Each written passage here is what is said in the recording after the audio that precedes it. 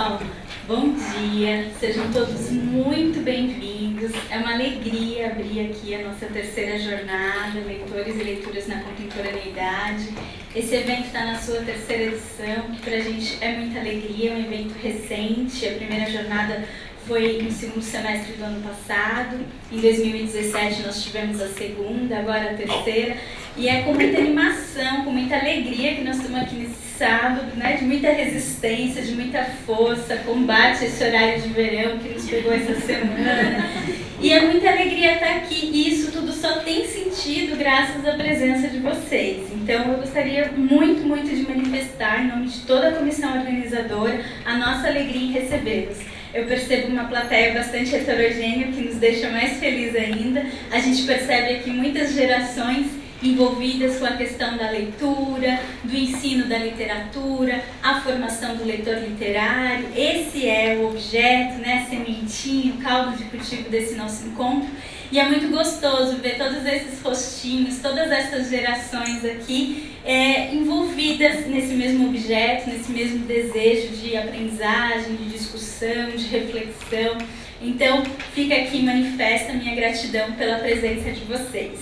Bom, existe aqui nessa abertura também uma pessoa muito querida que a gente quer agradecer muito, que é a professora Regina Zilberman, né? O que quer que eu fale vai ficar meio pequeno aqui, porque essa professora, vocês sabem, né, ela povoa todo esse repertório, essa fonte que dá origem a isso que a gente quer discutir aqui. Então é com muita alegria que a gente tem esse momento de poder ter a professora Regina aqui. Professora Regina Zilberman, professora lá da Federal do Rio Grande do Sul, atualmente vinculada à pós-graduação em letras.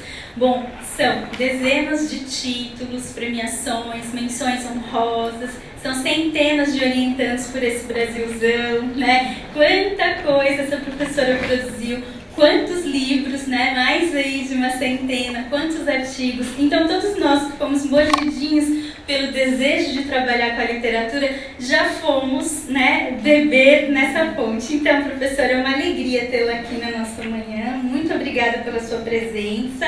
E agora é com você, professora, que traz aqui pra gente, então, esse momento de refletir sobre a literatura, sobre que literatura trabalhar no ensino médio, enfim. Agora, né, gente, vocês estão aqui pontualmente nessa homenagem aqui, então eu vou ficar quietinha, porque agora é com a professora, né? Obrigada, Regina. Bom dia a todos e todas, e um agradecimento muito grande à Andréia, aqui, seu grupo de organização dessa terceira jornada, e particularmente por essa apresentação tão generosa da Fabiana, que até me constrange, porque não é assim, né? Eu acho que ela tem certo exagero. Mas enfim, eu queria muito agradecer, cumprimentar vocês. Realmente, quando a gente se dispõe num sábado de manhã, não muito bonito, e no horário de verão, que nos rouba uma hora, a gente está aqui, é sinal de que algum interesse desse assunto existe, o interesse não é, aliás, deve ser bem grande. Bom, eu preparei um texto e queria só comentar. Há uns anos atrás, mais de 10 anos certamente, eu apresentei aqui na Faculdade de Educação um texto que se chamava Que Escola para Literatura, ou vice-versa, era Que Literatura para a Escola, Que Escola para a Literatura. Eu não vou dizer que eu soube responder essa pergunta, porque é uma pergunta que me incomoda desde então, porque a gente pensa, em princípio, que literatura e escola é um par que vem acomodadamente junto, não tem nenhum problema. E, na realidade, há uma certa literatura para a escola e uma certa escola para uma certa literatura. Eu aqui vou examinar só a questão de que literatura para estudantes do ensino médio, e espero ter avançado um pouco nesse período, nessa reflexão. Eu dividi em duas partes, me apropriei para a primeira do título de um filme do Hitchcock dos anos 30, que se chama The Lady Vanishes, a dama desapareceu, a dama sumiu. E é um pouco sobre isso. Então eu vou ler, eventualmente posso fazer algum comentário e depois, se der, a gente conversa. Espero que vocês se interessem a ponto de a gente poder conversar a respeito. Então, vamos lá. É nos primeiros anos da década de 1970, vocês provavelmente nem tinham nascido, mas enfim, que a literatura começa sua paulatina, e pelo menos até agora irreversível, perda de espaço na escola brasileira. Até então ela fora, a literatura no todo, ou em partes, a base do conhecimento da língua e da tradição cultural lusófona. A partir do começo da década de 70, em decorrência da nova legislação, sumariada na Lei 5692, privilegia-se, eu uso aqui a expressão da lei, o uso da língua. Entendida essa língua como, eu cito de novo a lei, instrumento de comunicação e como expressão da língua portuguesa. O vocábulo literatura não é mencionado no corpo da lei. A lei é de 11 de agosto de 1971, vocês têm acesso fácil na internet. A reforma de 1970, decorrente das novas diretrizes para o ensino de primeiro e segundo graus, essa reforma incide na nova configuração da educação básica, que a partir de então se distribui em 2 níveis. O primeiro, que é o chamado primeiro grau, era de 8 anos e obrigatório, e o segundo, denominado ensino de segundo grau, era de 3 anos. Isso substituiu aquela organização primário, ginásio, colégio, científico, clássico, que predominou até o final dos anos 60. A disciplina, que até então era denominada português, adota nova nomenclatura, passando a denominar-se comunicação e expressão nas séries iniciais do primeiro grau, primeira a quarta série, e comunicação em língua portuguesa nas séries finais, da quinta à oitava. Talvez alguns de vocês já tenham estudado nessa nova estruturação. Esses novos rótulos relacionam-se aos conteúdos e propósitos da disciplina. Conforme o Magda Soares destaca no artigo de 1974, a língua doravante é entendida, logo ensinada, enquanto, eu cito, instrumento da comunicação. Eu preciso lembrar que a Magda Soares, no início dos anos 70, inclusive escreveu vários livros didáticos já nessa nova denominação, nessa nova configuração, e se tornou conhecida bastante, né? Magda Soares Guimarães, né? Eu cito o que ela escreve em 74, que tem a ver, inclusive, com a prática, como eu disse, a prática didática dessa professora. Nas séries iniciais do primeiro grau, a língua está englobada nas atividades de comunicação e expressão como instrumento, ao lado de outros, nas experiências de comunicação e expressão vividas pelos alunos. Nas últimas séries do primeiro grau, a língua aparece sob a forma de comunicação em língua portuguesa, que é o nome que a disciplina tem, né? Denominação que deixa claro a ênfase na aprendizagem da língua como comunicação. Só no ensino de segundo grau aparece a formulação língua portuguesa, sob a qual se pode já entender não só a aprendizagem da língua como instrumento de comunicação, mas também a aprendizagem a respeito da língua, tomada essa como objeto de estudo, a gente diria, a metalinguagem. Isso ela escreve nesse período e eu acho que define muito bem os propósitos e a organização do ensino. Ensinar língua não é mais, pois, introduzir a gramática da língua portuguesa ao estudante, procedimento de natureza descritiva e classificatória. Era o que já se fazia no primário e com ênfase no ginásio até os anos 60. A língua é compreendida enquanto ferramenta da comunicação, privilegiando o ângulo pragmático de seu conhecimento. Eu acho que vale a pena lembrar que comunicação é um termo bastante prestigiado na passagem dos anos 1960 para 1970, quando se verifica a ascensão da semiologia no âmbito dos estudos superiores, fortalecidos esses estudos com a emergente institucionalização dos programas de pós-graduação. É também no início dos anos 60 que se organiza a graduação, pós-graduação e se alavanca, inclusive, a titulação de mestrado, doutorado, como condição de ingresso no ensino superior. A semiologia, depois preferentemente denominada semiótica, herdara da linguística estrutural o conceito de signo. Signo que é usado, por exemplo, esse termo é usado pelo Saussure. Mas a semiologia estendia sua abrangência, pois considerava não apenas seu lado verbal, mas também icônico e simbólico.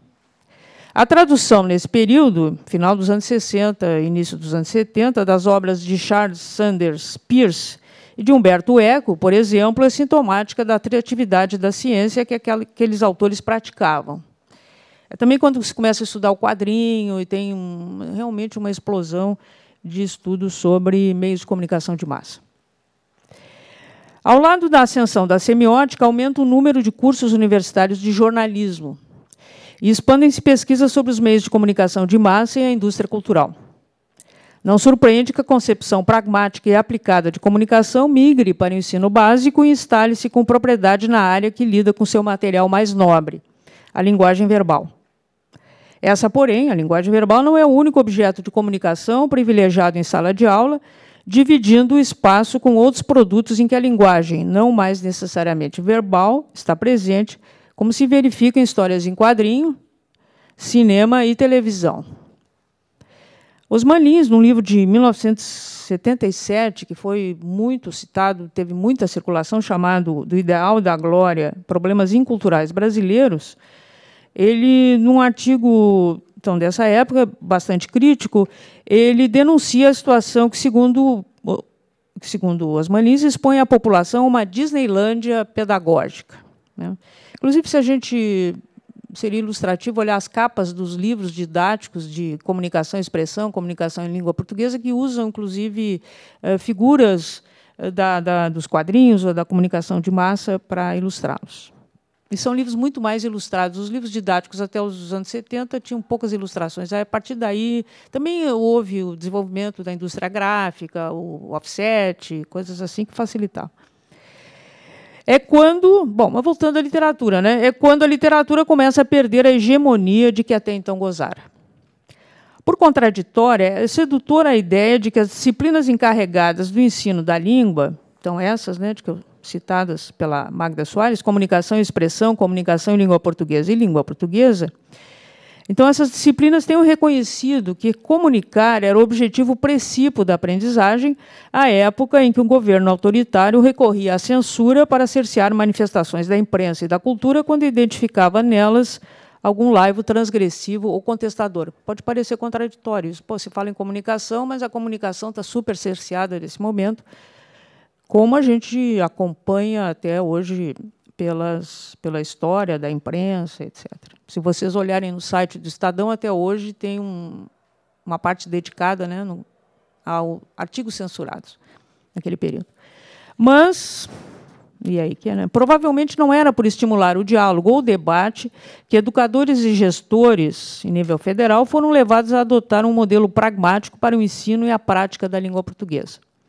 Tratava-se, mais certamente, de uma adesão aos meios de comunicação de massa e à indústria cultural, em uma época em que a sociedade brasileira empenhava-se em apressar o processo de modernização e a economia nacional abria-se generosamente ao capital estrangeiro. É a época do milagre brasileiro.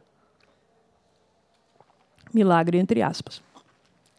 A redemocratização, a partir dos anos 1990, veio acompanhada de novas alterações no modelo educacional do país. Esse que vocês provavelmente experimentaram ou conhecem, até porque vigora até hoje. Da perspectiva da literatura, as mudanças contribuíram para a paulatina perda de lugar, essa perda de lugar na escola de que se fala aqui, né? Quer dizer, houve um processo de redemocratização, houve também alterações, uma nova lei de diretrizes e bases, mas a literatura continuou recuando no plano da sala de aula.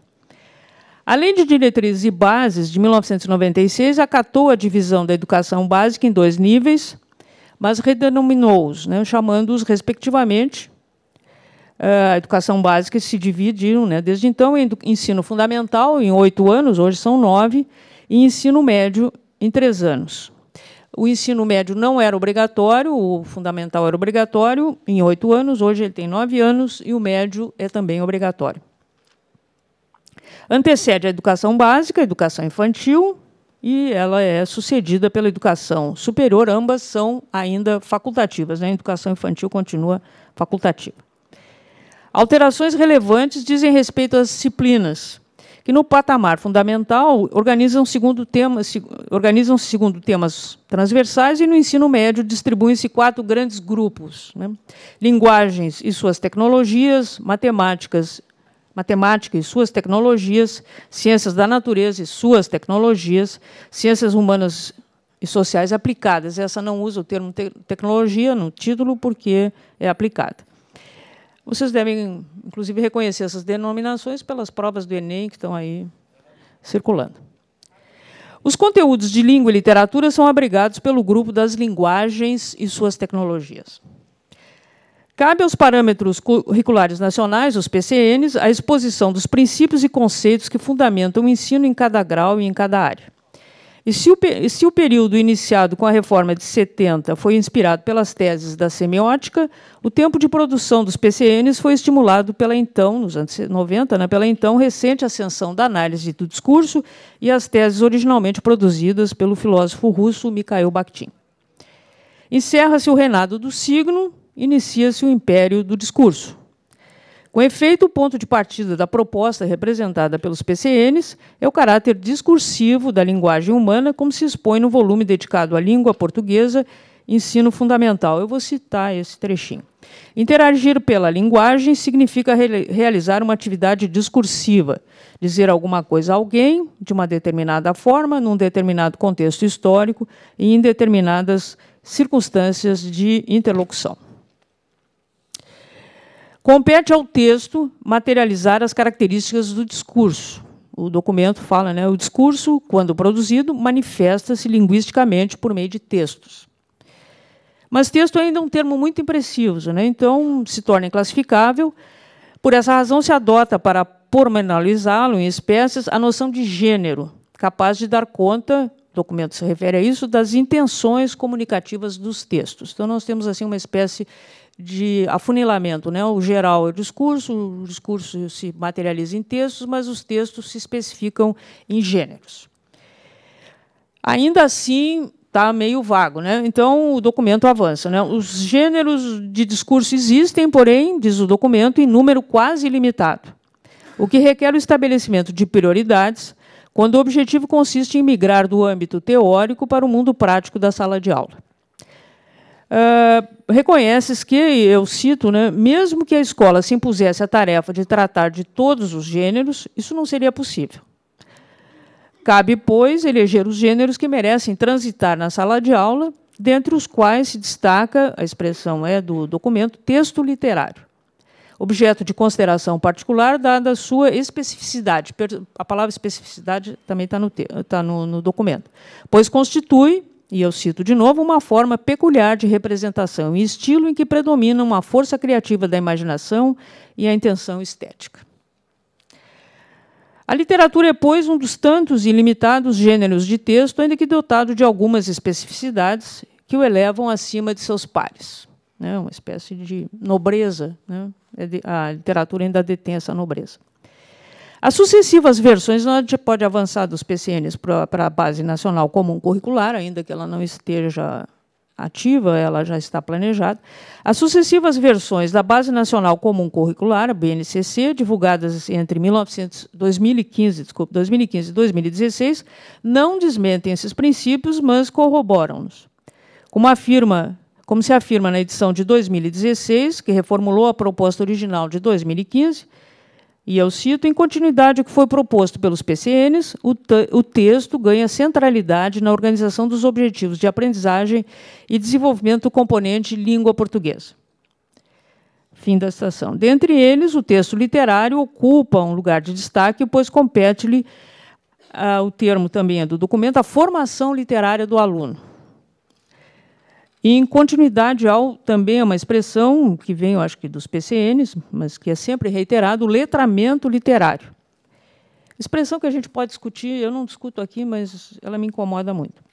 Então, se vocês quiserem, podemos conversar depois. Esse letramento literário começaria na educação infantil, conforme a primeira versão do BNCC. Na segunda edição desse documento, aquele objetivo é ampliado, competindo à educação literária possibilitar a vivência, e eu cito, de experiências literárias formativas, além de facultar o conhecimento da literatura do estudante do país, né? Literatura do país para o estudante.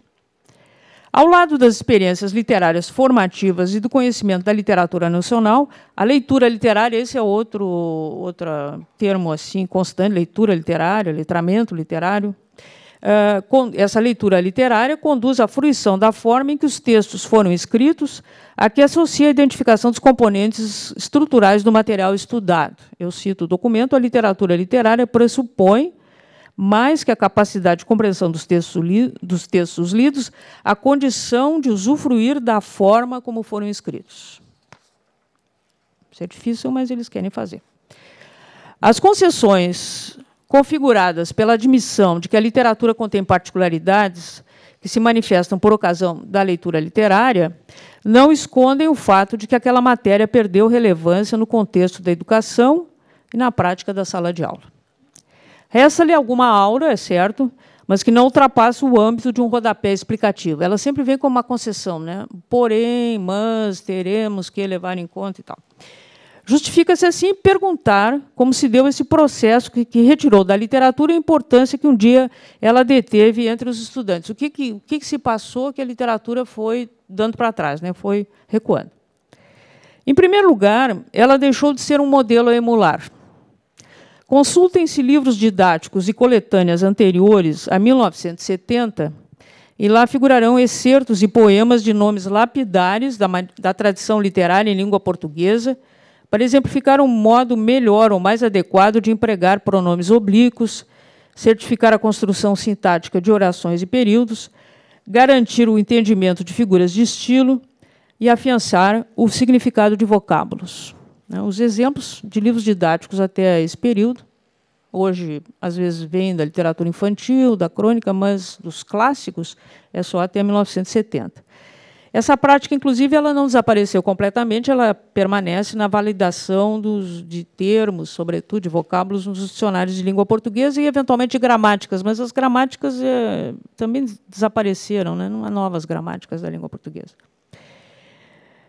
Contudo, né, como esses conteúdos passaram para um segundo plano ou desapareceram dos manuais escolares, quer dizer, desapareceu a aprendizagem de uso de pronome oblíquo, então a mesóclise ficou só com a presidência da República, não se usa, né, então não se aprende também.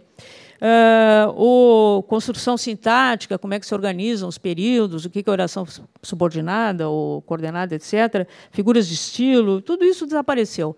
E, com isso,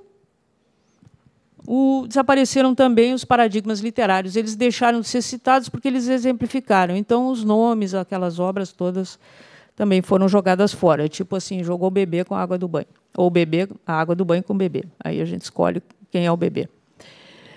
Ao lado disso, esse é a primeira razão da literatura, então, perder a sua importância. Ela deixou de ser exemplo, de ser modelo, que deveria ser copiado, e assim por diante. Segundo, ao lado disso, os conteúdos de história da literatura foram suprimidos do período correspondente ao ensino fundamental, né? Não se aprendia o que era romantismo, por exemplo, no primário, mas o ginásio, se vocês forem a manuais do ginásio, se estudava romantismo, simbolismo. Então, os temas que ocupavam até o começo dos anos 70 vigente período ginasial, correspondendo à aprendizagem de escolas literárias e o conhecimento de nomes respeitáveis do panteão preferentemente oitocentista, foram substituídos por práticas de leitura e produção de texto. Então, se estudava o romantismo, simbolismo e tal, o Machado de Assis, José de Alencar, também parava por ali, né? Era até o final do século XIX. Isso tudo foi substituído por essas práticas de leitura e, sobretudo, produção de texto. Produção de texto é uma palavra-chave mesmo, a partir de 1980, principalmente.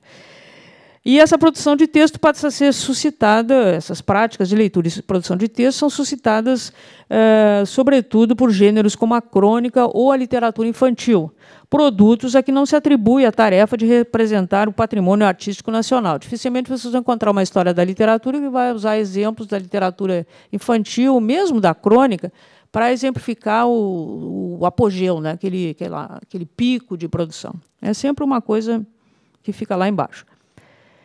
A história da literatura, essa que foi desaparecendo aos poucos, ela pode ter se refugiado no ensino médio, mas ainda assim de modo defensivo, em resposta a demandas específicas, como a preparação dos estudantes para o acesso à universidade, quando esse acesso não depende exclusivamente do Exame Nacional do Ensino Médio, o Enem, né? Então, bom, se prepara o aluno para o vestibular da USP, da Federal, daqui e dali, então se tem ensino da história da literatura, senão nem se fala nisso. É curioso que, inclusive, os professores de ensino médio geral eu deixo tudo para o terceiro ano, porque é quando está mais próximo do vestibular, e os alunos estão um pouco mais maduros e assim por diante. Isso é uma resposta clássica, o que coloca a história da literatura realmente ali num escanteiozinho, né, num cantinho do campo. Bom, a primeira pergunta é como se deu isso, né? A segunda é consequência da resposta da primeira, mas, afinal, que literatura é essa que perdeu relevância? E a resposta dessa segunda pergunta resulta da resposta da primeira. Trata-se da literatura canônica, aquela qualificada pela crítica literária, que é catalogada pela história da literatura, estudada nos cursos de letras e adotada pela elite culta de nosso país. Suas peculiaridades, as peculiaridades dessa literatura canônica, são identificadas pela teoria da literatura, que privilegia, sobretudo, os focos estrutural e recepcional. O primeiro, o foco estrutural, caracterizado de uma parte pela coerência da forma, né, se estuda, então, articulação, enredo, personagem, e, de outra parte, pelos níveis de representação do mundo adjacente à obra literária, né? Então, se estuda porque ela representa a sociedade, ou porque ela representa a humanidade, etc. Em geral, as teorias da literatura ficam por aí, né? Estou sendo muito redutora, mas, afinal, nós não estamos discutindo a teoria da literatura. E o segundo foco, o recepcional, ele dá conta dos efeitos propiciados nos leitores pelos textos, né? Pode ser o prazer, a catarse, o conhecimento, tudo junto ou separado. Esse material, que é, então, isolado, separado, reconhecido, isolado, que é o canônico, é depois organizado pela história da literatura, que determina e classifica a pertença dos produtos literários a uma tradição nacional, seu grau de expressão identitária, seus níveis de semelhança em termos de estilo, e daí configura os grupos, né, as escolas, o emprego da língua nacional e preocupações temáticas, né? Então, essa literatura é a literatura que eu posso chamar de canônica. Ela recebe esse selo de qualidade da história da literatura, mas ela sempre pertence ao passado. E, destituída agora dessa sacralidade que a condição de modelo lhe conferia, tornou-se com o tempo ainda mais distante. A literatura canônica nunca é a do presente e cada vez é a mais passada, né? Ela tornou-se definitivamente pretérita. É essa literatura que os projetos governamentais, configurados na legislação, transformaram em uma exilada na própria terra. Mas a gente pode perguntar, uma terceira pergunta, é ela a literatura que circula majoritariamente na atualidade, mesmo que desprovida do amparo escolar? E é aí que eu vou entrar na segunda parte, em que agora também me apropriei do título de uma obra, no caso da Silva Ortoff, que tem um livrinho que se chama Mudanças no Galinheiro, mudam as coisas por inteiro. E diz o seguinte: as modificações registradas na legislação brasileira relativa à organização da educação nacional, ocorridas em 1970 e 1996, podem ser entendidas enquanto respostas a demandas da sociedade. Não de toda a sociedade, pode-se afirmar, mas daqueles segmentos que ocupavam o Estado. Quer dizer, ela não acontece por geração espontânea, é uma resposta a algumas demandas de grupos no poder. Nos anos 1970, o regime implantado após o golpe civil-militar de 1964 adotava medidas no sentido de acelerar a modernização brasileira, que se realizaria por meio do desenvolvimento industrial. O governo proviria infraestrutura, estradas, hidroelétricas, saneamento urbano, telefonia à distância e mão de obra. E o capital estrangeiro, da sua parte, importaria as plantas industriais e os bancos que usufruiriam dessas benesses para incrementar sua lucratividade e expansão.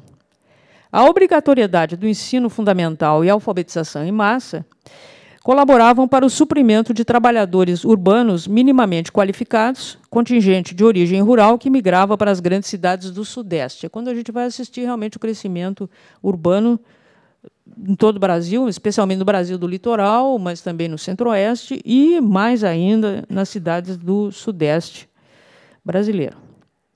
A nova classe operária estaria igualmente opta ao consumo, sendo oferecida a ela as ferramentas até então tímidas da indústria cultural, né? A literatura de massa, as redes de comunicação audiovisual de alcance nacional, basta ver assim, o aparecimento da televisão a cores, a expansão da Rede Globo e outras redes, acessíveis por meio de tecnologia avançada no âmbito da produção e da circulação, né? De novo, aquela imagem do milagre, que não é só econômico, é também cultural, por meio dessa facilidade de acesso à comunicação audiovisual, sobretudo. A literatura, da sua parte, servira até então uma elite letrada, bastando conferir a origem social e geográfica da maioria dos autores e autoras em evidência, para aceitar que os novos grupos sociais não contavam com suas próprias com vozes próprias, a não ser no âmbito da criação oral, de preferência cantada. Perdendo o estímulo escolar, a literatura não conquistou os novos públicos agora alfabetizados. Também não alargou a oferta, gerando a propalada crise de leitura discutida e combatida a partir dos anos 1980. Quer dizer, quando se deu esse vácuo, quer dizer, a população escolar tinha outra origem, então não consumia literatura. Então, e a literatura mesmo não era prestigiada na escola, deu a chamada crise de leitura, todas aquelas discussões que fundaram, inclusive, a LB, que propiciaram tantos seminários, congressos, e assim por diante. Na década de 1990, o projeto de redemocratização supunha a recuperação do poder dos discursos, palavra-chave dos PCNs e fundamento do texto, seu suporte material. O reconhecimento de que toda manifestação verbal é um tipo de discurso significou a aceitação das vozes diversificadas que compunham a multicultural e heterogênea sociedade brasileira.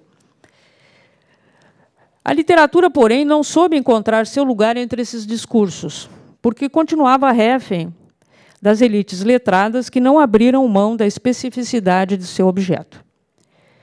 Provavelmente não por outra razão se observa nos PCNs uma conceituação contraditória de literatura, oscilante entre diluí-la entre os possíveis discursos e modos de texto, isso é uma vertente que se encontra em vários volumes, de uma parte, né, de outra, de assegurar-lhe um domínio diferenciado e superior diante de seus pares, né? Como eu citei, é específica, ela permite um usufruto de prazer, da forma e assim por diante. Então, fica nessa oscilação. Mas, ainda aqui, trata-se da literatura canônica dos grandes mestres do passado, ao lado da qual figuram gêneros com os quais poderia compartilhar a identidade. A literatura de cordel, a canção, a tira, o cartoon, etc. O que, todavia, não acontece conforme uma recusa que se ajusta por um lado, de outro compromete sua socialização e consumo. Quer dizer, a literatura fica oscilando, de uma parte se aceita que ela compartilha os textos, e aí ela figura ao lado dessas formas da cultura de massa, ou da literatura popular, mas, de outra, ela mantém essa, vamos dizer assim, essa identidade específica que talvez ela tenha, não estou recusando que a literatura tenha isso, afinal de contas, as obras literárias talvez possuem algum diferencial, caso contrário, elas não resistiriam tão solidamente às investidas do tempo e da história. Quer dizer, quando nós falamos de literatura canônica, também tem que reconhecer que é o que sobrou, porque os outros modos de discurso foram sumindo. Não que a literatura tenha deixado de contar com criadores e públicos dentro e fora da escola, mas esses criadores e públicos são encontráveis também em outras modalidades de gêneros usuários da linguagem verbal, combinada essa ou não com música, áudio, imagem e performance. Eu gostaria agora de salientar outro tipo de circulação que a literatura tem e que não vai se confundir necessariamente com a literatura canônica. Poderá vir a ser, mas ainda não é. Então, nós temos uma porção de outros gêneros que são consumidos, circulam, mas que nem sempre estão dentro da escola. Vinculados à cultura popular, especialmente a de origem rural, registram-se a poesia de cordel, as narrativas folclóricas, ritmos populares como frevo, maracatu, chachado, as festas públicas como carnaval, vaquejadas, entre outras tantas manifestações, né? A gente podia aqui fazer um catálogo bem grande. Nós temos também formatos mistos oferecidos pela indústria cultural, como a novela de televisão, não só a novela, os roteiros, cinema, como já houve a novela de rádio, histórias em quadrinhos, novelas gráficas, tiras, que eu já mencionei, cartoons, charges, produtos veiculados por suportes, sobretudo veiculados à mídia, como redes de comunicação audiovisual, revistas e jornais. Nós temos ainda a produção digital, que é igualmente mista. Todos esses gêneros eles mesclam, né, mesclam suportes diferentes, incluindo desde a transposição do impresso para arquivos virtuais, é o caso, por exemplo, do domínio público, que tem tantas obras em PDF, mas não é só essa a produção digital, nós temos manifestações exclusivas desse meio, transmitidas em redes sociais, como blogs, twitters, postagens do Facebook, YouTube e equivalentes, o que determinou o aparecimento de formatos específicos, a exemplo de hipertextos, postagens e games. São gêneros que só funcionam em meio digital, mas estão muito presentes e são literários. Nós temos ainda expressões oriundas de segmentos periféricos ou marginais, nem todas as expressões recebidas com agrado pelas autoridades, como grafites e pichações, sendo a maioria de ordem sincrética, porque resultantes da hibridização de elementos de extração rural e urbana, né? Aqui nós temos mescla sobre mescla, né? Como o gênero sertanejo. Nós temos também hibridização de estilos procedentes do exterior, amalgamado a temas nacionais, como o rock, o rap, o hip-hop, ou a fusão do tradicional e do novo, como o pagode. Nós temos ainda a renascida ficção fantástica, né, a fanfiction, que, cultuada desde o século XVIII, encontra acolhida entre o público adolescente, que elege seus heróis entre bruxos, como Harry Potter, vampiros, como Edward Cullen, da série Crepúsculo, ou divergentes, como Tris, personagem da trilogia de Veronica Roth, criaturas todos e todas de boa índole e, sobretudo, jovens. Né? Aqui tem fim também essa corrente. Esse resumido mapa de gêneros, ainda que abreviado e diverso, compartilha alguns aspectos em comum, né? E eu acho que isso vale a pena pensar também. Primeiro, esse hibridismo que eu citei tantas vezes, né? Que se manifesta por meio da mescla de elementos originários de fontes culturais, geográficas e econômicas distintas, que se estendem do popular ao elevado e do próximo ao distante em termos históricos e, inclusive, ambientais. Também outra mescla, no todo em parte, de recursos verbais, icônicos, musicais e performáticos.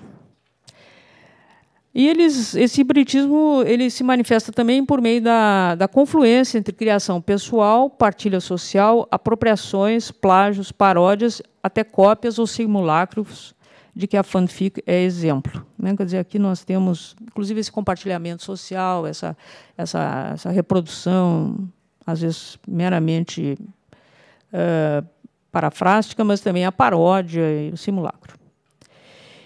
Outra característica, bom, essa é a primeira característica, é o hibridismo. A segunda é a transitividade e variedade dos suportes, que se estendem do impresso ao digital, sem exclusividade de qualquer um deles.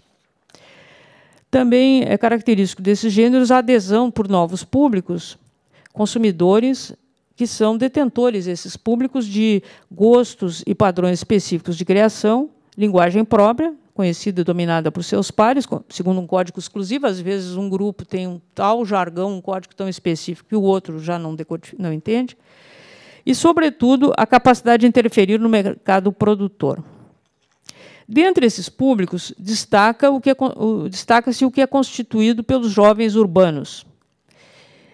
Esse talvez seja o maior público da literatura atualmente. Se vocês olharem as estatísticas de frequência, bienais, feiras de livro, outros eventos desse tipo, realmente o jovem urbano é o grande consumidor, especialmente eles provenientes de classe média, para o qual público, escritores como John Green entre os estrangeiros, Karina Ricci entre os nacionais, Kéfera Bushman entre os youtubers, elaboram obras de endereço certo. Mas não é apenas esse público que é bastante ativo, também é marcante o público das comunidades e periferia urbanas, criador de linguagens e modos de expressão que passam ao largo do cano institucionalizado da escola. A maioria desses produtos, como eu disse, ele fica fora da escola, né? Ele fica fora do cânone e fora da escola, ainda que planos educacionais e projetos individuais busquem apropriá-los, a fim de estabelecer um diálogo fecundo e gratificante em sala de aula. Contudo, não está aqui em causa sua inclusão ou exclusão, ou inclusão no ensino, ou exclusão do ensino, mas sua inclusão ou exclusão no conceito de literatura, quer dizer, incluí-lo ou não incluí-lo no conceito de literatura. Não se trata de pensar que todos esses gêneros podem ir para a escola. Eles têm que ser incorporados por esse conceito de literatura que ainda é, vamos dizer assim, de uma certa exclusividade, de uma certa aura e sacralidade.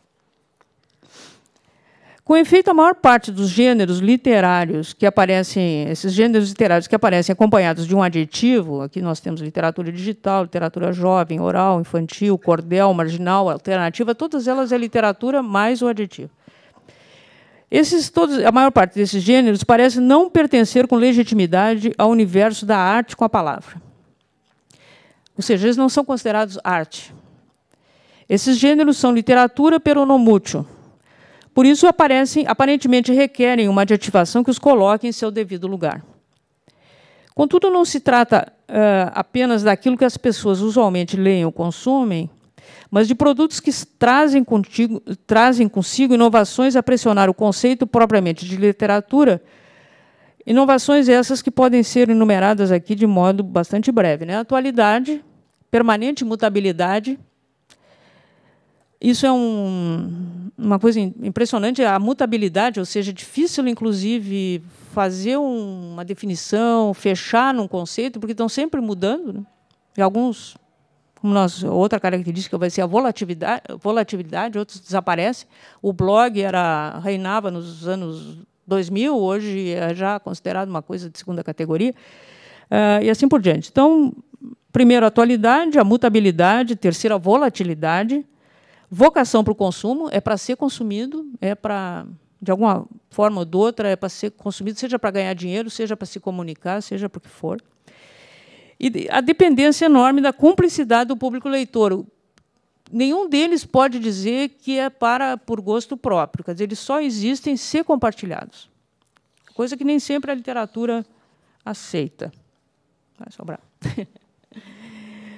Em outras palavras, essa situação contradiz interna e externamente a noção de permanência e universalidade advogada pela ciência da literatura.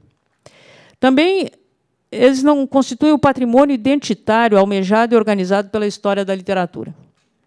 Compõem, digamos, o lado B da literatura canônica, evidenciando, e aqui que eu acho interessante, evidenciando em que essa literatura canônica virá a se transformar com o passar do tempo, a saber, provavelmente, no resíduo da história. Por mais que a história da literatura tente preservar, vamos dizer assim, um patrimônio, esse patrimônio é também volátil, né? O que era patrimônio nos anos, eu disse a vocês, livros didáticos dos anos 60, reconhecia a literatura oitocentista, hoje reconheceriam todo o modernismo e assim por diante. Então, há também uma mutabilidade, uma volatilidade, que eles apontam, mas que nem sempre se assume como parte da ciência da literatura.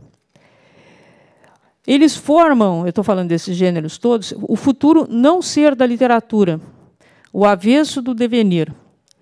Logo, dialetizam o acervo do passado, por pertencerem ao presente, e por evidenciarem a fragilidade daquele acervo, já que constituído a partir de hipóteses que poderiam não ter dado certo, e que, se deram certo, foram, são e serão por algum tempo, mas não para sempre, por todo o tempo. Sem a literatura contemporânea, mesmo, e aqui estou incluindo todo esse pacote de manifestações diferenciadas, então, sem a literatura contemporânea, mesmo a de consumo mais imediato e descartável, mas que é também diversa, multicultural, híbrida, congenitamente efêmera, não existe, sem essa literatura, não existe a literatura clássica, canônica, uniforme, estruturada pela história da literatura, conforme paradigmas que também eles são mutáveis, instáveis e temporários. Excluí-la da sala de aula é, pelo mesmo processo, alijá-la da educação, justificando porque o ensino da literatura perdeu paulatinamente espaço nos últimos 50 anos da vida escolar brasileira.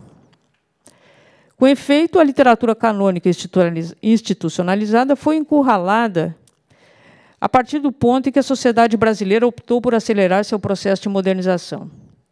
A passagem de um governo autoritário para uma administração mais liberal não alterou o fato de que a literatura, aquela que seus porta-vozes, como autoridades, autores, entidades representativas, definem como tal, essas entidades podem ser associações de escritores, professores, academias, etc., então, não alterou o fato de que a essa literatura que é assim definida por esses porta-vozes, sobraram poucos lugares na escola, bem como nos meios de comunicação de massa.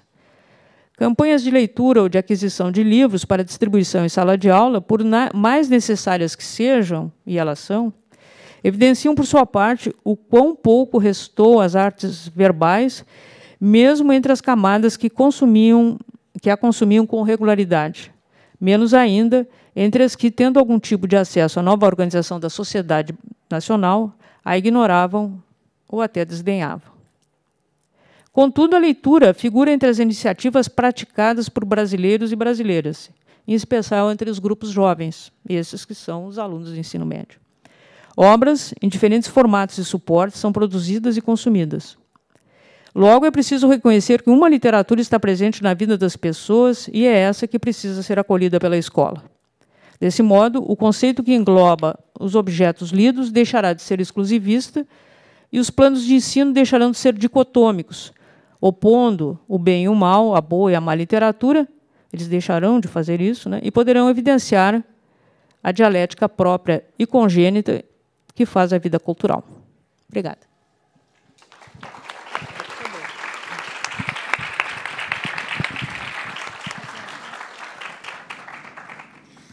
Muito obrigada, e reiterando, então, o agradecimento à professora Regina. E aí nós temos um tempo maravilhoso agora para trocar ideias, vocês podem se manifestar, colocar algumas perguntas. Eu sei que aquela primeira pergunta é que sempre, né rola uma coisa, uma vergonhinha, mas eu tenho certeza que vocês estão aí coçando para perguntar. Então, aproveita esse momento, a ideia do encontro é essa mesmo, multiplicar as vozes, as reflexões todas. E aí, vamos? A professora comentou sobre o problema no teu letramento literário. Como a peça, eu acho que a gente poderia voltar. Pois é. Vamos lá. Então tá, pois é. Eu acho interessante, porque esse letramento literário ele vai aparecer ainda no BNCC, né, e vem vindo e tal. E é interessante o seguinte, o letramento literário sempre é tido assim, começa na educação infantil. Isso significa supor um letramento literário zero, como se as pessoas não tivessem um patrimônio qualquer desde que saem do útero materno. De alguma maneira, hoje até se as futuras mamães ouvem música e tal, para dar um tipo de educação para a criança. Mas não precisa ser tanto. Eu acho que as pessoas trazem consigo um letramento literário qualquer. Ignorar essa base, esse início, já é um equívoco, um preconceito. Então, tu não faz uma formação literária a partir do zero, do nada. Tu tem, toda a construção de um conhecimento da literatura, ou da cultura, ou da linguagem, se faz a partir dessa interação com o patrimônio que as pessoas trazem. Tu pode até desejar integrá-la nessa cultura elevada porque ela é prestigiada pela sociedade, porque ela tem alguma aura, sei lá, isso tem que ter alguma justificativa, ou talvez porque ela seja melhor, porque ela é mais profunda. Agora, partir desse pressuposto de que há um grau zero do letramento literário, até do letramento propriamente dito, isso me parece que só pode prejudicar o trabalho de formação de leitores, porque de imediato, aquele que seria o objeto desse letramento vê desmentido o patrimônio, o seu acervo cultural próprio. Né? Mesmo uma criancinha, pode ser ali um bebezinho. Né? Mas, de alguma forma, isso está sendo desmentido a partir desse conceito. Não quer dizer que os professores pratiquem isso. Eles podem simplesmente passar por cima de um conceito que, para mim, é preconceituoso e justamente produzir essa interação. Mas, de alguma forma, ele vai ter que recusar essa noção. Não sei se tu concordas, mas os documentos todos estão muito marcados por isso. E letramento literário vem sendo uma marca de vários projetos, etc., e dificilmente, e é sempre ascensional. Eu acho que esse é outro problema. Tu parte sempre assim, parece que tu vai subindo uma escada, né, até chegar à grande obra, à grande literatura. Isso também é discutível, é pelo menos discutível. Não digo que seja errado, mas tem que ser debatido. Fala lá. Oi, professora, bom dia. Eu sou estudante do mestrado e também sou professora do ensino médio de literatura. Então, a sua fala, para mim, foi muito rica e eu fico na sede de perguntar muita coisa. E a senhora encerrou a sua fala dizendo que é preciso incorporar essas novas literaturas, né, que a gente ainda não sabe se são literatura de fato ou não, na nossa realidade prática da sala de aula. E a minha pergunta é o como, né? Que acho que talvez seja a coisa mais difícil a se responder, mas acho que a gente precisa pensar sobre isso. Na minha prática, eu venho tentando pensar e eu acho que é preciso considerar cada vez mais as referências que esses alunos trazem para a gente, mas eu ainda tenho que lidar com material que me obriga a dar determinados conteúdos e também um vestibular que me obriga a dar determinados livros em sala de aula que são da literatura canônica. Então, em que medida a senhora vê esse como? Bom, a gente nunca tem a fórmula, né? A gente tem a experiência na nossa área. O que mais a gente pode oferecer é a experiência. O professor de ensino médio é esse que está justamente atravessado por pelo menos duas demandas. A nível de exames, inclusive o Enem, de uma parte, que vai lidar com esses discursos e com gêneros de texto e perguntas dessa natureza, muito mal feitas, mas, enfim, estão ali, né? E de outro, vestibular de algumas universidades públicas mais requisitados que têm um catálogo de leituras que não é o mesmo do Enem. Então, ele fica atravessado por isso. Mas ele tem um aluno que ele pode, no máximo, vamos dizer assim, entender que alguns daqueles discursos que o Enem privilegia, ele partilha, ele conhece, ele pratica, principalmente, né? Quer dizer, na prova, acho que de 2015, tinha uma pergunta sobre rap, sobre street dance e tal, que é uma coisa que acho que qualquer jovem sabe do que está falando. Pode ser em inglês, mas ele sabe do que está falando, né? Em compensação, aí vem aquela pergunta pesadona sobre Oswald de Andrade, sobre Graciliano Ramos e tal. Então, o que o professor faz? Bom, eu posso dizer o que eu faria. O que eu faria, no máximo. Eu acho que, realmente, o ponto de partida é o cabedal que o aluno tem, né? Quer dizer, como ele vai receber isso, como é que ele vai entender e que vai ajustar ao seu conhecimento. Quer dizer, os alunos são muito criativos. E o que eu tenho feito, eu trabalho com aluno de graduação, mas o aluno de graduação ele não é muito diferente do aluno de ensino médio. É diferente do aluno de mestrado, mas ele mesmo aluno de letras.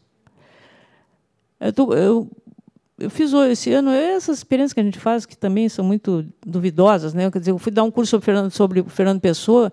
Eles escrevam o que você sabe, aluno de letras de literatura portuguesa. Escrevam o que você sabe sobre Fernando Pessoa. Ponto do vestibular. Ninguém escreveu mais que 2, 3 linhas. Eu sei que é um poeta português que tinha os heterônimos. Isso foi o máximo que eu consegui chegar. Portanto, ele não traz muito dessa tradição. Agora, certamente, se eu fosse ou citasse Tudo Vale a Pena Quando a Alma Não é Pequena, isso aí eu vi no Face, eu vi no não sei aonde e tal. Então, esse é algum patrimônio que eu acho que tu não pode ignorar, por mais que sejam as tuas tarefas, e fazê-los produzir a partir daí. Eu não acredito muito em produção de texto, mas eu acredito na criatividade do aluno para deglutir esse material. Eu acho que ele tem que ser um pouco antropófago, se a gente quiser. Não sei se funciona, mas pelo menos eles gostam. Eu acho que se todos nós tivermos alguma satisfação em sala de aula, nós estaremos perto de alguns dos efeitos que a literatura pode ter. Nem sei se eu estou te respondendo, né? Porque é difícil a gente, cada um também tem o seu jeito de dar aula, né? A gente é um pouco artista, é um pouco performático. E também os nossos gostos, eu acho que não podemos refreá-los. Se eu chegar e for sincero, falando, eu acho, sei lá, a Clarice chata. Eu acho que ele vai ficar mais à vontade até de dizer, não, professor, não é chata, é maravilhosa, olha aqui, eu vi ela no... E, de fato, é, né? Eles conhecem a Clarice. O que eles conhecem de Clarice via internet, via Facebook, via blogs e tal, muito mais do que tu esperaria. Agora, se tu quiser que ele te fale sobre a Paixão segundo GH, ele vai ficar, né, com essa dificuldade. Muito bem. Quem mais se habilita? Eu não sei se eu vou saber formular direitinho, professor. Professora, foi um prazer te conhecer pessoalmente. Eu posso, antes da pergunta, dar um detalhe, o que é a literatura? Por isso que eu quero fazer essa pergunta. Eu sou mais ou menos desse período do milagre, onde foi tirado o privilégio dessa oportunidade da literatura, e só a literatura de massa. A minha pergunta é essa. Então, o que eu quero dizer é o seguinte, a minha concepção de literatura, eu achava uma coisa de quem não tinha muito o que fazer. Eu aprendi, foi nessa época. Para mim, as coisas tinham que ser técnicas. Eu sempre fui técnico. Eu vim fazer literatura, fazer letras, me formei em 2014, porque é o que eu sempre quis fazer. Mas eu tinha que trabalhar, meu negócio era para trabalhar. Das outras coisas era para quem não tinha muito o que fazer e tinha dinheiro para estudar sem... Não sei se vocês entendem o que eu quero dizer, mas era assim que se pensava. Eu tenho 53 anos, e era assim que se pensava. Tá. A minha pergunta é, nesse período do milagre, professora, que foi tirado, e essa literatura de massa, eu queria que a senhora falasse melhor, a senhora deu um panorâmico, falasse melhor disso, porque eu sinto muita necessidade desse período que eu estou tentando resgatar agora, que me encantou a literatura, tanto a clássica mesmo, mas esse período foi tirado, de quem vivenciou esse período na escola sabe que lhe foi tirado esse privilégio. Pois é. Bom, a tua pergunta eu vou tentar responder porque ela é muito ampla. Na realidade, eu acho que não tem havido suficientes estudos sobre o que acontece com os efeitos sobre o ensino da literatura com essa reforma de 70. Ela, em geral, é colocado assim, e eu acho que esse foi um efeito positivo. Quando o que passou a predominar, o conceito, a palavra-chave passou a ser comunicação e expressão, se valorizou gêneros que nem tinham circulação na escola, não tinham entrada. Não tinha entrada, por exemplo, a literatura infantil. Vocês vão encontrar frequentemente essa relação. A literatura infantil foi facultado o uso da literatura infantil. Não, isso não está na lei. A lei nem usa a palavra literatura. Mas ela deu essa brecha para que textos adequados aos leitores, da faixa etária dos leitores, circulassem na escola. Então, a literatura infantil teve uma valorização. Ela pôde começaram a aparecer autores. A mesma coisa a crônica, né? E aí valorizou também o jornal no lugar da crônica. Então, isso foi um efeito positivo. Por pior que sejam as coisas, sempre sobra alguma coisa que se aproveita. E também o quadrinho. O surto, por exemplo, da Mônica, do Maurício de Souza, é desse período, quando começa a criar o quadrinho nacional. O Ziraldo também. O Ziraldo fazia quadrinho desde os anos 60, mas ele passa a ter público, passa a ter, vamos dizer assim, uma circulação forte a partir dos anos 70. Flicts, que é um dos grandes livros dele, é do final dos anos 60. Então, vamos dizer assim, esse mundo da Disneylândia pedagógica que o Osmar Lins fala, ele também teve vamos dizer assim, deu essa brecha para outras produções, outros produtores de cultura aparecerem, inclusive a chamada literatura de massa. Nós não temos uma literatura de massa nacional muito forte. Por quê? Então, aí tem o outro lado. Né? O outro lado que é não o crescimento da indústria cultural. A gente não pode ter... Tem, assim, a Escola de Frankfurt criou uma alergia à indústria cultural e, muitas vezes, isso passa para os estudos literários. Mas o que veio, em termos de literatura de massa, para o Brasil a literatura estrangeira, de consumo, né? E, junto com isso, o quadrinho. Então, por exemplo, a produção Disney, né? As obras produzidas pelo estúdio de Walt Disney, quadrinhos, sobretudo, também deram entrada não só na escola, mas na literatura, não só na escola, mas também na cultura brasileira. É claro que não é só efeito da lei. A lei é um elemento paralelo dentro de um processo econômico muito forte. E, com isso, a literatura não soube responder. Eu acho que o problema é esse. Nós nos entrincheiramos. Eu digo nós porque nós somos estudiosos de literatura. A gente se entrincheirou aonde? No estruturalismo. As teorias da comunicação foram fortes, mas também predominou o estruturalismo, numa linguagem, às vezes, até esotérica, hermética para os consumidores.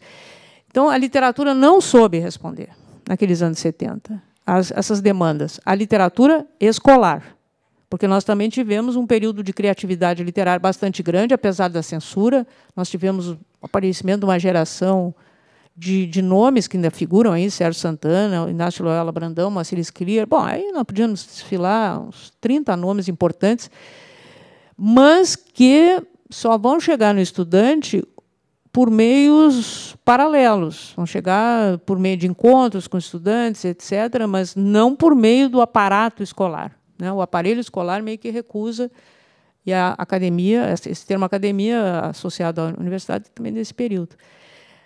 Eu acho que, se a gente passa para os dias de hoje, nós temos essa oportunidade de recuperar esse espaço, esse tempo que foi perdido, por meio de reconhecimento de formas literárias da maior variedade, né? Por exemplo, Macunaíma. Macunaíma é um livro fundamental na história da literatura brasileira, na história da formação identitária brasileira, e ele circula hoje não só como livro do Mar de Andrade, ele circula em várias versões em quadrinhos. Por que eu vou dizer que o quadrinho do Macunaíma eu não posso ler, não posso estudar, e posso estudar o Macunaíma lá, o original? O cinema, o teatro e assim por diante. Eu acho que esse hibridismo, que é um hibridismo próprio da cultura, ele tem que migrar, a escola tem que aceitá-lo, né, em todos os níveis. Eu não sei se eu me excedi aí na resposta, mas, enfim, realmente o grande problema acontecido, mas resultante da reforma que atingiu a tua geração e, subsequentemente, as outras, foi criar vamos dizer assim, tirar a literatura da jogada, sem dúvida. A lei não fala em literatura.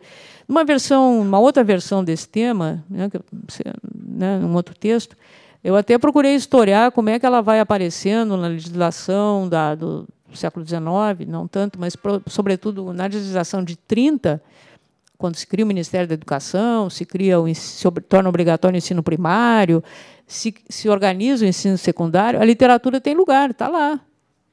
E depois ela some. Ela some da legislação e ela entra por gêneros. Começa a entrar não como unidade, como tradição, ela começa a entrar por elementos, vamos dizer assim, não vou dizer aleatórios, mas um pouco espalhados, quebrados dentro da sala, estilhaçados seria, né? Uma crônica daqui, uma história em quadrinho dali, assim por diante. Vale a pena olhar os livros didáticos dos anos 70, inclusive da Magda Soares. A Magda depois foi mudando, né, o seu comportamento, mas ela foi o que mais se beneficiou naquele momento dessa nova produção, desse novo produto, o livro didático, e que se dissemina muito mais nos anos 70, porque, como a escola se torna obrigatória, tu tem uma população escolar aumenta enormemente e a necessidade de um número muito maior de professores. Os professores são formados meio apressadamente para suprir esse mercado, e é claro que não tem aquela, vamos dizer assim, aquela tradição ainda também no ensino, né?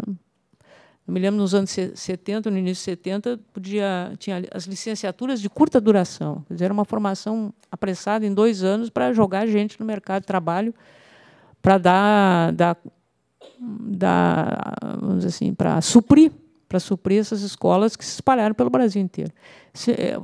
Lado bom, sim, a escolarização em massa sempre é bom. Lado ruim, isso foi feito sem planejamento, apressadamente, com foco tecnológico. né, que hoje também está se tentando, de novo, muito discutível nesse ensino médio, aí, nessas propostas atuais. Mas eu até nem queria entrar nesse assunto, porque não tenho muito conhecimento, não me aprofundei. Bom dia, Regina, tudo bem? Meu nome é Adila Maciel, sou estudante de graduação, e eu queria saber como fica a literatura para estudante do ensino médio na escola de EJA.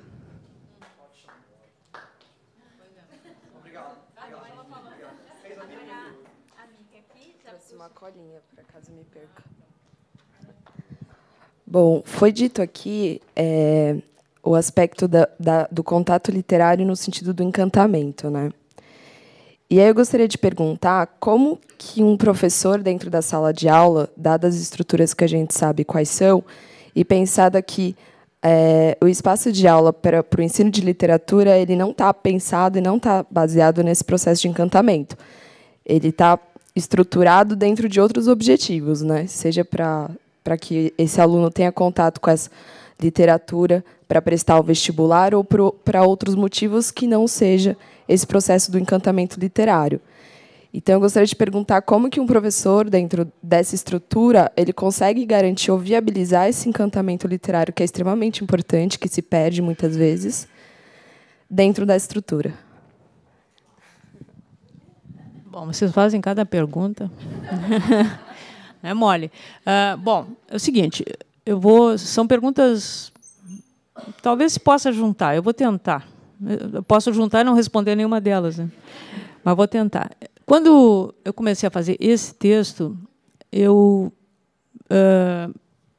queria também falar, mas não ia dar, eu ia sair pela linha de fundo, da questão da escola pública e a escola privada, né? Porque a literatura que se ensina, ou essa literatura que era modelar, a literatura sempre entrou... Porque vocês... Vou dar uma rezinha aqui, vou voltar um pouquinho para trás. Como eu disse a vocês, originalmente eu escrevi um texto, que escola para a literatura, que literatura para a escola. E daí eu ia voltar a essa questão, mas ia ficar muito longo, então eu me centrei num outro tópico, um tópico menor. Bom, aí a questão tem um pouco... Vamos ao EJA primeiro, com essa questão do EJA. Por quê? Porque a literatura para a escola sempre foi uma literatura para uma escola burguesa. Essa escola tradicional é uma escola preparada para a burguesia. E aí a literatura para essa escola burguesa era uma literatura que interessava essa burguesia. Tá? Ou seja, no século XIX, quando se institucionaliza a escola, não só no Brasil, se institucionaliza no Ocidente, pelo menos, na Europa, na América, Argentina, é líder aí por muito tempo, é uma escola para a formação das classes superiores, não as classes, a aristocracia, porque essa não precisava da escola para se legitimar, mas a burguesia. A burguesia tinha que trazer para a sociedade algo que a legitimasse. Isso não era mais títulos de nobreza, eram títulos da educação, ensino superior, chama ensino superior, ora vejam, por que esse nome ensino superior? Né? Então, há uma relação muito íntima entre a literatura ensinada na escola, não a canônica, é aquela canonizada, e a educação burguesa. Bom, mas acontece o seguinte, a burguesia, para a sua própria expansão, ela teve que compartilhar a sociedade com outras classes sociais, né? Quer dizer, a burguesia é uma classe que naturalmente dialoga. Aquela ideia de luta de classes do Marx é uma ideia que realmente funciona. Por quê? Porque não existe a burguesia sem a classe trabalhadora. E a classe trabalhadora, quando ela tem acesso ao paraíso, vamos dizer, ao mundo do consumo, ela tem as suas demandas. Mas ela não tem as suas demandas sem a sua tradição. E o aluno de EJA, justamente, é esse aluno que pertence à classe trabalhadora. Aí tu está de novo naquele dilema que antes a gente examinou. Quer dizer, ao mesmo tempo, esse aluno que tem menos tempo para se formar, que é um aluno de escola noturna e um aluno que acelera a sua formação, ele precisa aprender ele precisa ter um acesso a um segmento cultural dentro do qual ele não foi formado e dominá-lo sem renunciar ao seu patrimônio, à sua tradição, porque senão ele fica perdido, né? Quer dizer, como é que uma pessoa vai jogar na lata de lixo tudo aquilo que foi o seu conhecimento, a sua visão de mundo, a sua, vamos dizer assim, a sua aprendizagem no campo, na cidade, na periferia, onde foi, e jogar fora. Bom, eu acho que o professor pode ser um malabarista, mas ele vai ter que equilibrar essas duas tradições. Se tu não dá acesso a um conhecimento de uma literatura clássica, mesmo a clássica relativamente contemporânea, dos anos 70, 80, ignorando o que o camarada traz. Não sei como é que tu pode fazer isso. Eu sei como eu faria. Eu sempre digo, eu sei da minha experiência, eu não posso passar uma experiência para uma outra pessoa. Até porque a pessoa tem as suas próprias experiências que podem ser muito melhores que a minha. Então, eu acho que o aluno de EJA tem direito a esse conhecimento, se é isso que tu está perguntando, tem direito a saber o que é a literatura brasileira, tem que ter competitividade no mercado, mas não à custa de renunciar àquilo de que ele foi feito. Não é tão difícil, isso não requer muitos anos. Requer um clique. Na realidade, é um pá, é um lance. E aí é que entra a questão do encantamento. Eu acho que o encantamento é aquele que a gente tem pela literatura. É o nosso encantamento, por algum tipo de produto. Agora, esse encantamento ele se reproduz. As pessoas gostam de alguma coisa. Eu posso não gostar, achar, em princípio, José de Alencar, cara chato. Mas se eu não gosto do José de Alencar, eu gosto de alguma coisa. Ninguém não gosta de nada. Tem uns mal-humorados em sala de aula, em geral. Tem, mas não é a maioria, né? Mas, de alguma forma, mesmo esse super mal-humorado, o cara chegou lá, a tua aula é às 8 da manhã, o cara já chega correndo, atrasado, não quer saber, não sei o quê, mal deu para tomar banho quando chega em sala, mas ele tem alguma coisa que ele vai te trazer. Eu acho que a nossa área, nosso campo intelectual, ele permite, ele lida com a palavra. E essa palavra é a nossa palavra, a palavra que tu diz, não a que tu recebe. Então, de alguma forma, ele tem que verbalizar isso. Se a gente não oportuniza essa verbalização, a aprendizagem não adianta. Eu não entendo como é que pode fazer o professor de matemática. Mas ele não precisa que ninguém verbalize nada, talvez. Não sei. Mas o que lida com linguagem, a linguagem é o nosso, não é só o nosso instrumento, a nossa ferramenta, é o nosso objetivo, é chegar nela. Não sei se respondi, enfim. É que é um assunto bem complexo isso.